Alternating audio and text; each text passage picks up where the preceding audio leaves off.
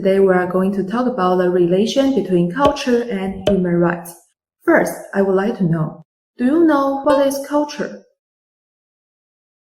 Culture is a complex concept, including knowledge, beliefs, arts, morals, laws, customs, and any abilities and habits learned from members of society. So, what do you think when you see this gesture? I suck. Yeah. Or the like on Facebook. Nowadays, this gesture is used to express a positive meaning. It originated from the Second World War. At that time, it was a gesture for the aircraft pilots to express good to go to the best. Later, it was extended to the meaning of well done. And as we all know, now, this gesture is used to refer as like on Facebook. However, in many countries, such as West Africa, part of Greece, and southern Italy, the thumb up gesture is equivalent to the middle finger's gesture, almost as much as swearing. And in Middle Eastern countries, including Iran, Iraq, and Afghanistan, this gesture represents the most excessive insult you can think of. Therefore, considering the different circumstance and cultural contexts, one single gesture may be interpreted in many different ways. Besides, there are also many examples in all kinds of aspects showing cultural differences, such as diet, clothing, customs, and so on. You could find an enormous variety of information on the internet if you want to know more about the differences between cultures. Now, I would like to share an interesting book I read on the internet. You can click the link on the description. This book, East Meets West, was created by the image artist Liu Yang, and those images represent her condensed living experience both in China and Germany. Among these images, I am most interested in anger management, transportation, and expressing an opinion. So, how do you like her work? And which image impressed you the most? Do you agree with her experience? If you want to know more about it, I recommend you to find the book and read it.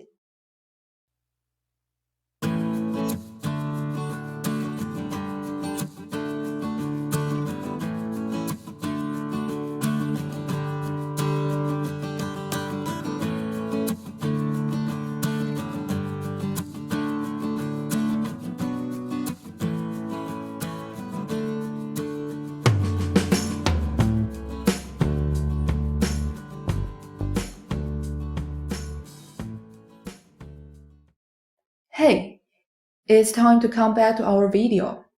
I'll give you 5 seconds to get ready. 5, 4, 3, 2, and 1. Okay. So, how should we see cultural differences? Returning to the cultural differences we just talked about, there are so many differences within cultures. When cultures encounter each other, impacts and competitions occur.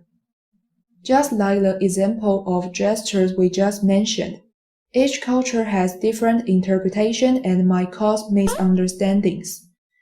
Let's take another example. Preserved eggs and stinking tofu are tasty for us.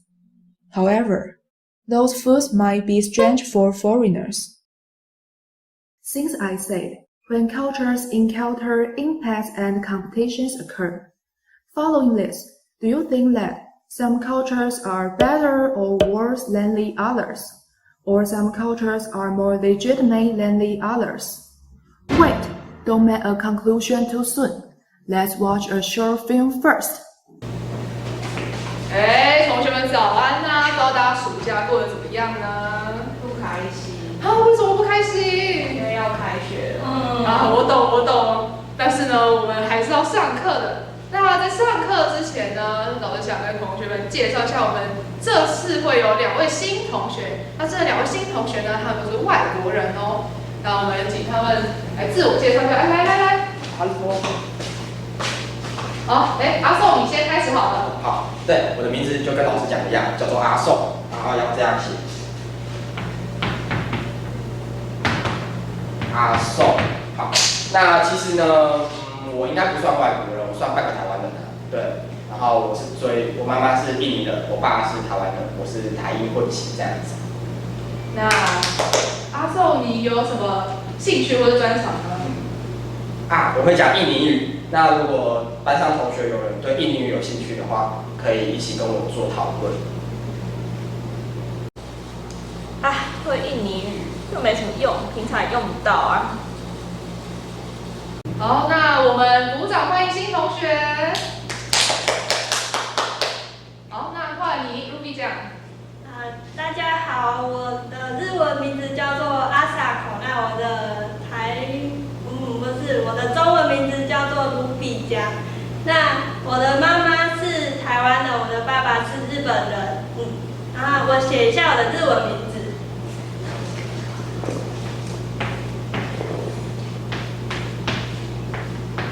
这是我的日文名字，好，请多多指教。对，就是因为我之前都在日本读书，所以中文不是很好，那就是再麻烦大家帮我了。那我也可以教大家日文哦。谢谢大家。好，那我们鼓掌欢迎这2位新同学。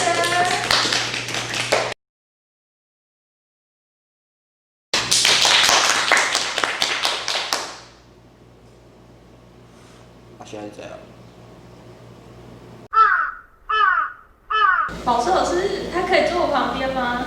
我看一下空位哦。看起来是可以。那 Ruby 讲就坐那里，那阿宋呢，你就坐另外那个位置。好哦。嗨，同学请多指教。同学可以借我看课本。我没带。好，那我们呢应该要开始上课啦。那我们来到第10页。今天呢，我们要讲的是文化和人权的关系。那这里老师想问一下同学，什么是文化呢？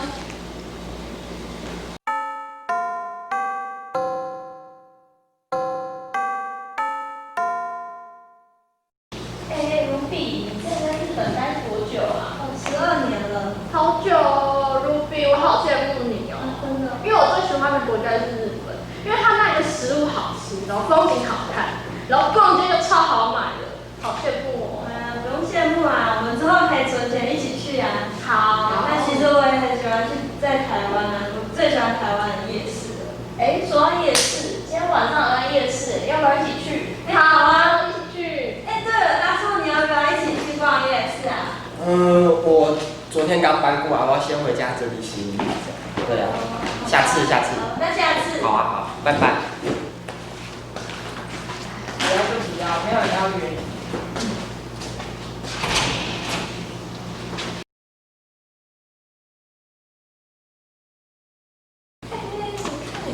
这个新闻上面说，外籍移工吃狗肉处罚，要求哦。阿宋会不会也吃狗肉啊？应该不会吧？我觉得很难说呢。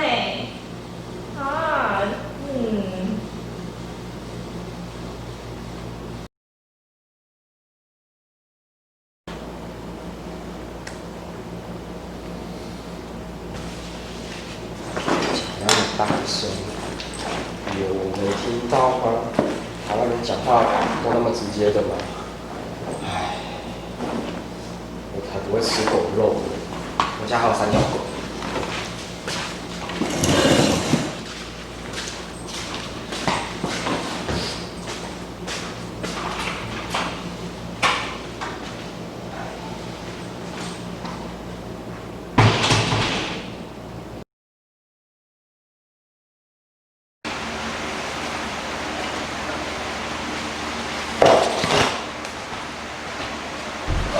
这2天怎么可以那么累？我不要去就不要去啊，谁要跟你一起去啊？没人约你啊。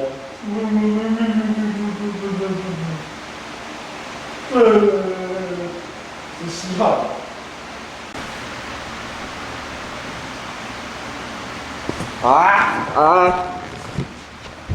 什么时候大家可以好好了解我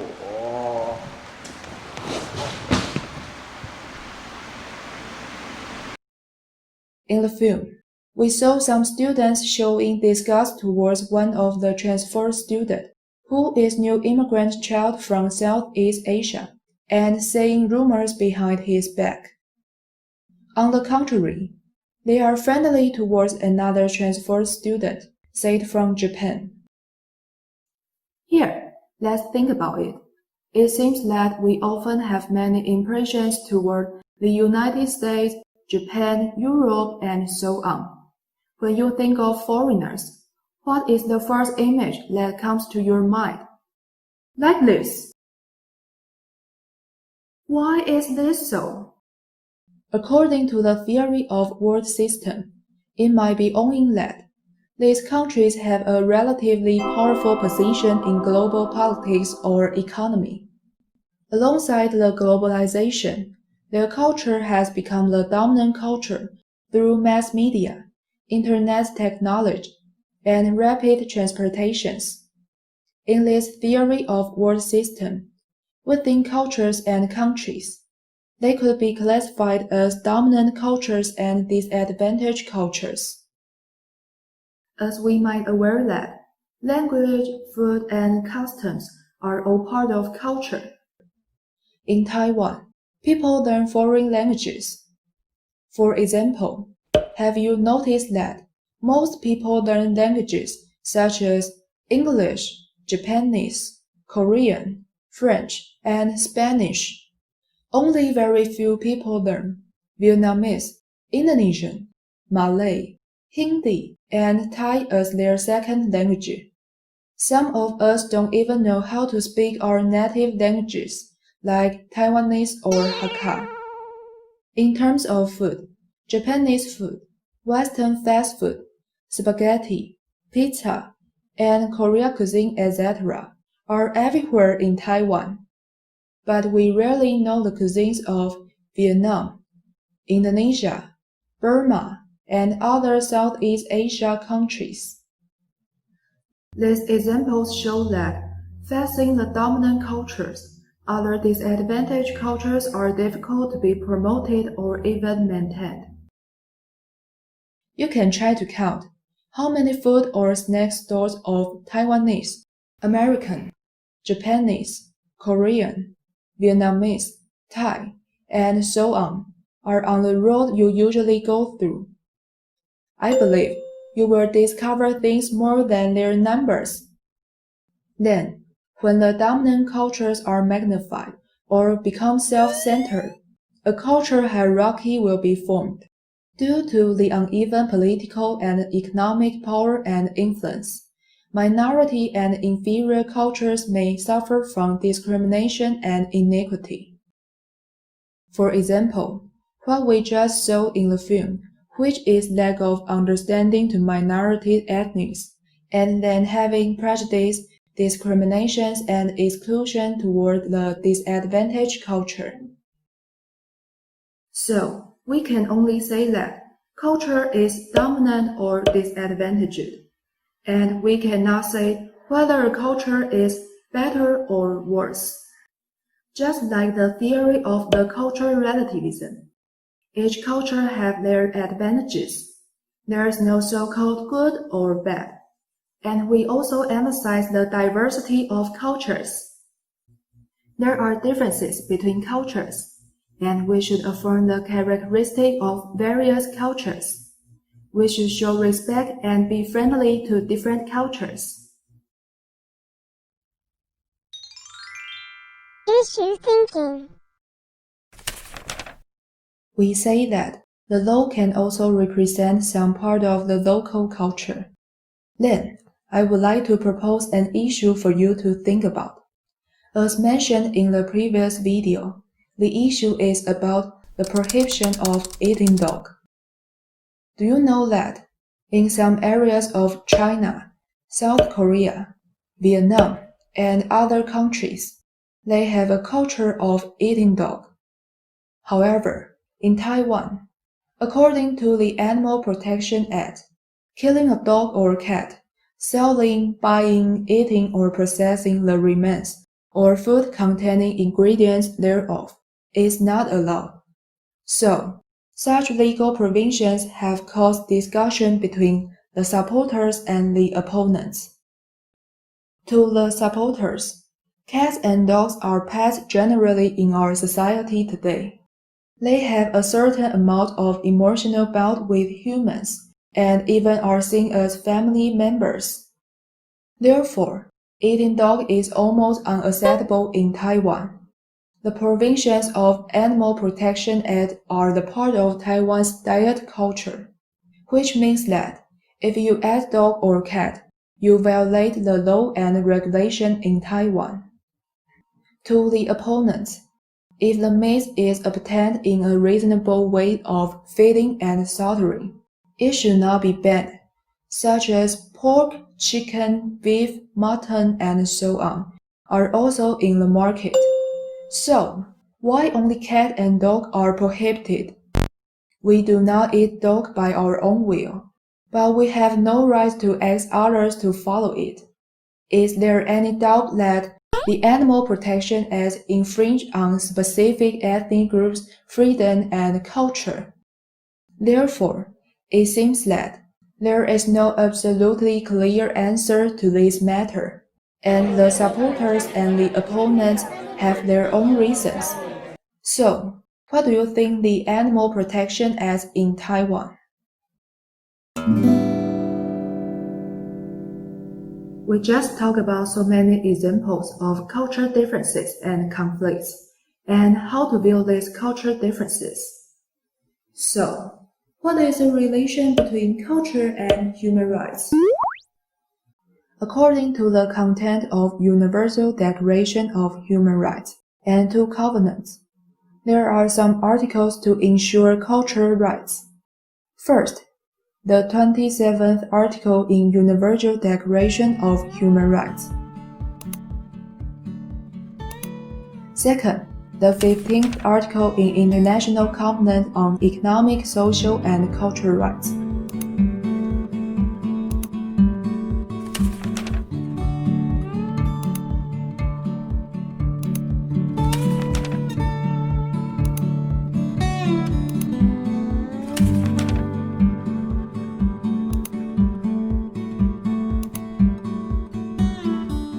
Third, the 27th article in International Covenant on Civil and Political Rights.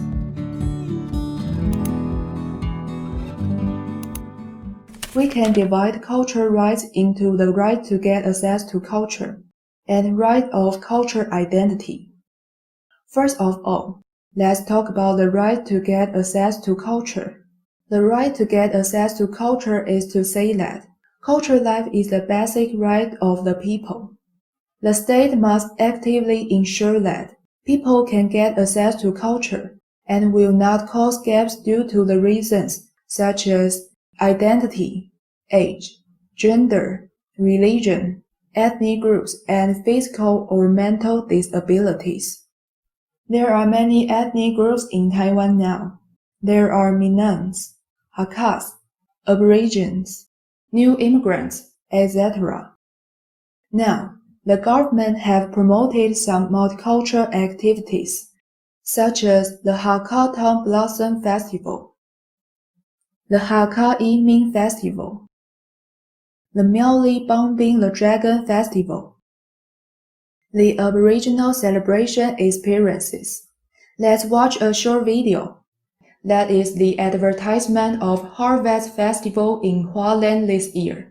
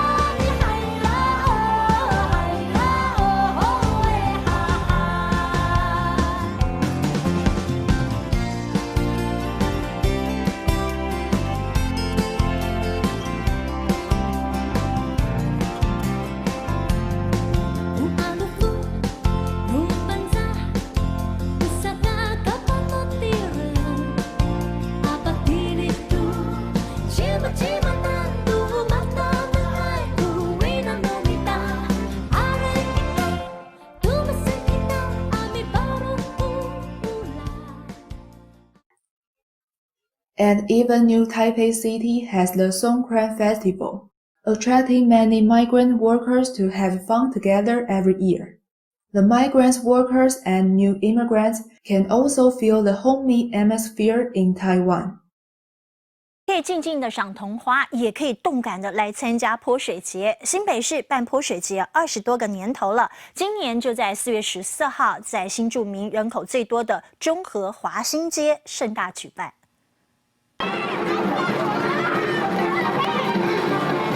小孩拿着水枪相互攻击，不分你我，玩成一片，一起打水仗。这样的热闹场面不是在东南亚，是连续20多年，每年4月在中和华新街盛大举办的泼水节盛会，要与台湾的缅甸、泰国新住民一起欢庆新年。他们的习俗里面，其实就是被泼到越多，代表你来年的好运会越多这样子，然后也有就是驱邪避灾的意思。像今年我们是选择缅甸的文化，所以我们今年就会以在泼水节里面我们会引进比较多缅甸的文化元素。特别在新北市办泼水节，是因为根据新北市统计，107年新北市的新住民总人口高达10万5千多人，其中以板桥、中和和三重地区占最多，而中和地区加上早期迁徙居住的华侨，估计至少有3万人，因此在当地也渐渐形成异国风情的南洋聚落。在新北市的部分，大概已经有10万多的人口，那占全国其实大概是全国数量的第2，那占全国人数大概是14%左右。泼水节是泰历的新年，更是东南亚各国最重要的节日。而中和华新街的泼水节也是举办的一年比一年还要盛大，每年都会吸引上万人狂欢，体验异国节庆，要让民众尽情泼水，也祈求来年越来越旺。八大新闻，科比陈柏翰新北采访报道。Those examples show the right to get access to culture. These cultural activities provide the opportunity to allow multi-ethnic groups mingling together and to enhance understanding to each other.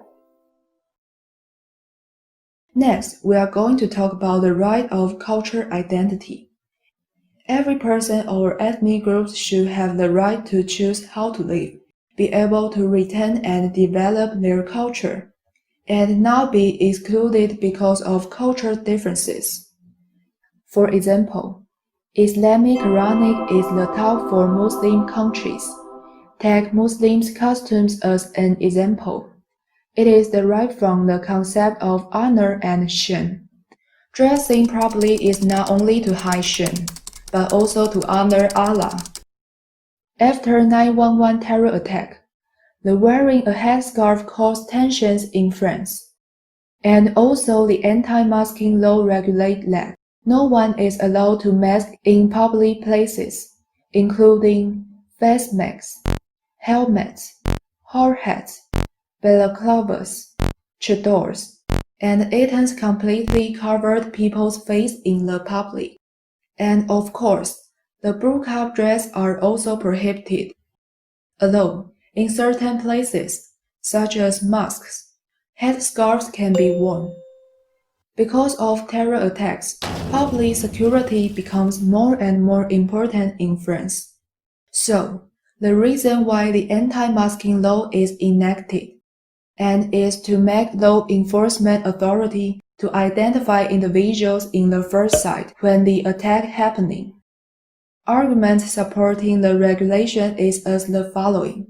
It is convenient to identify individuals in public places and achieve the purpose of public safety and security. Although that argument is based on the perspective of public safety maintenance, for a few people who share Islamic culture, such law seems to violate their freedom of belief and cultural rights. According to the anti-masking law tension in France, we can bring out 2 major issues to think about. Question 1. Who can decide whether or not to wear a headscarf? Is it Allah? Is it the government? Or is it the people themselves? We can observe the anti-masking tension in France. Originally, wearing a headscarf is a reasonable thing for Islamists in France. When the government regulations prohibit everyone from being masked in public places, it becomes an illegal thing overnight. If you don't want to break the law, you must change yourself. But for some people, going out without wearing a headscarf will cause a psychological burden. This is the conflict between law and culture. Maybe you might consider that things happen in France are irrelevant to you. Then, let's take another example. If the school stipulates that you must wear school uniform accordance with seasons, you will be recorded demerits if you fail to follow it. What if it's still warm in winter? Can we decide to wear long sleeves or short sleeves in different temperature? Going back to wearing a headscarf in France, would you agree that wearing a headscarf in public is the illustration of showing the freedom of personal choice? Do you think that government is able to regulate the freedom of appareling of its subjects? Question 2. If the public security conflicts with personal freedom, how do we solve the problem? In the case of the French anti-masking law, tension generated between public safety and freedom of personal appareling.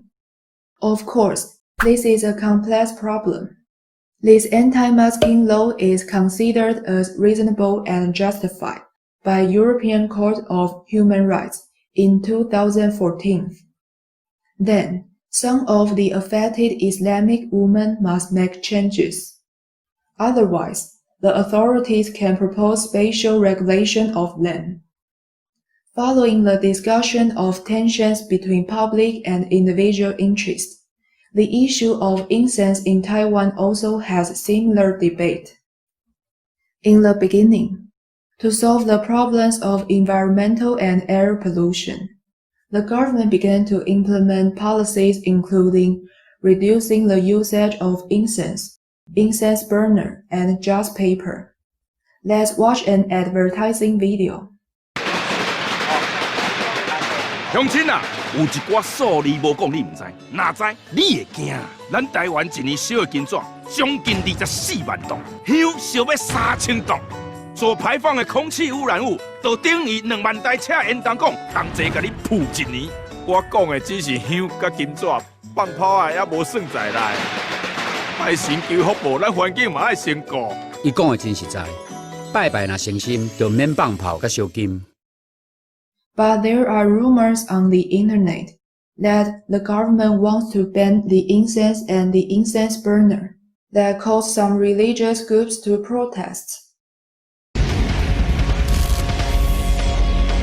今天全台有上百尊的神明上凯道，之前因为行政院的减香政策宣导被误解是灭香，引发了社会议论。园林县北港的武德宫发起了众神上凯道的活动，诉求政府要兼顾传统。目前已经获得了府方的善意回应，因此今天上凯道可以说是一场宗教嘉年华。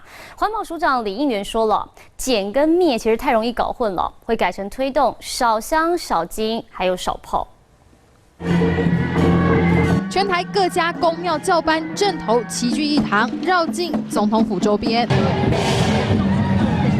上百尊神明进凯道，参与信徒超过10000人。环保署推动减香政策，却在网络上疯传成要灭香。全台100间宫庙发起神明上凯道，但在府方澄清后才知道是乌龙一场。原本的游行抗议改为宗教嘉年华，是一个很温馨、很棒的庙会活动。各个地方的城乡组成，它有其不一样的地方。那当然，在台北我们可能没有烧这么多的香。 但是并不代表信仰跟人民，还有我们这些信众，这些东西是可以被取代，是不需要的。也是宫庙公主的星光歌手赖明伟，希望外界不要把传统信仰污名化。只是减香风波连烧好几天，让政院挨了一记闷棍。就连环保署长也说，减跟灭实在太像了。那2个字很接近，所以我刚刚已经讲，如果一定要那个，他说少香、少金、少炮，还是省香、省金、省炮。 这样的说法字很多嘛。They believe that traditional customs should be preserved, and the government should not blame the issue of air pollution on religious activities. Of course, the government also clarified these policies are not to ban incense and just paper, and on the basis of respecting the religious cultures, reducing incense, joss paper, firecrackers in order to safeguard the health of the people. Issue thinking. We have just discussed many opinions of whether or not wear a headscarf. When you only look at the issue of wearing a headscarf, you may be wondering why Islamic women should wear a headscarf. This seems to be a kind of oppression of basic human rights. But is this really the case? For some devoted Muslims, wearing a headscarf is a manifestation of cultural identity for her. So, she doesn't consider that her rights and freedoms have been violated. In such circumstance, can we also say that such culture and values need to be changed by the times because of violation of human rights? Or should we respect their culture? What do you think?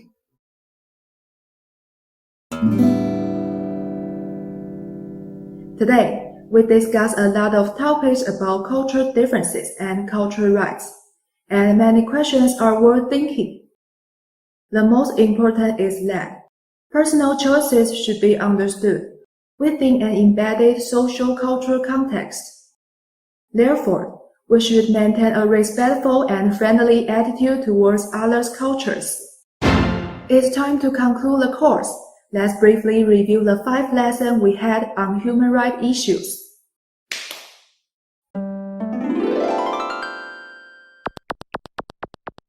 In the first lesson, The Origin of Human Rights, we explained the reason why we need to pay attention on them.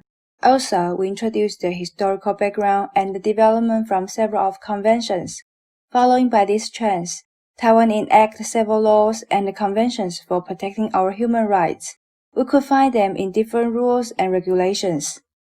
In our second lesson, we talked about economic perspective of human rights. We take mobile phones for instance, and elaborated on 2 levels, production and consumption.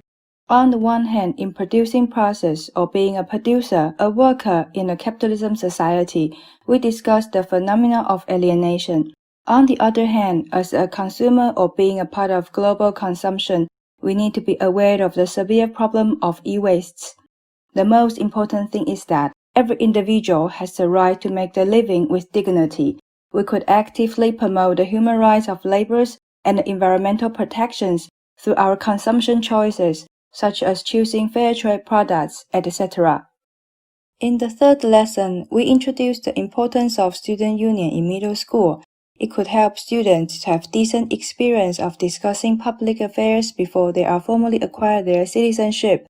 Thus, by supporting a lesson on increasing their understanding and awareness of such political social participation, adolescents could understand their own rights and take greater responsibilities for their own lives and the lives around them.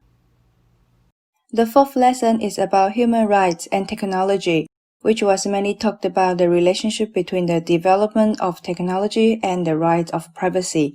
In this lesson, we talked about what Skynet is and the events related to Skynet, what privacy is and why does it matter. Then the last one is about the conflict between public interests and personal benefits. So after this class, what would you choose? Nothing to hide, nothing to fear, or to keep your personal boundary to prevent unwanted and unauthorized information tracking? Then the fifth lesson is about culture and human rights. First, we talked about what culture is and make several examples of cultural differences and to illustrate what would be the proper ways to cope with them. Second, cultural rights can be divided into 2, getting access to culture and forming the cultural identity. Those cultural activities we talked about in this lesson not only provide opportunities for us to access various cultures, but to enhance understandings to each other and to live as a cultural entity. And then the right of forming cultural identity means that every person or ethnic group should have the right to choose how to live, to maintain and to develop its culture, and not to be excluded because of ethnocentrism. To conclude, human rights is a very big and abstract issue. In these 5 lessons, We introduce its historical background, problems while reproducing and consuming, the importance of student union, dilemma between technology and privacy, and how to cope with cultural differences and cultural rights. We hope you enjoy these 5 lessons as much as we enjoy organizing these materials to you, and hope you could have a brief picture on the issues about human rights. That is the end of our online course. Thank you all. Bye bye!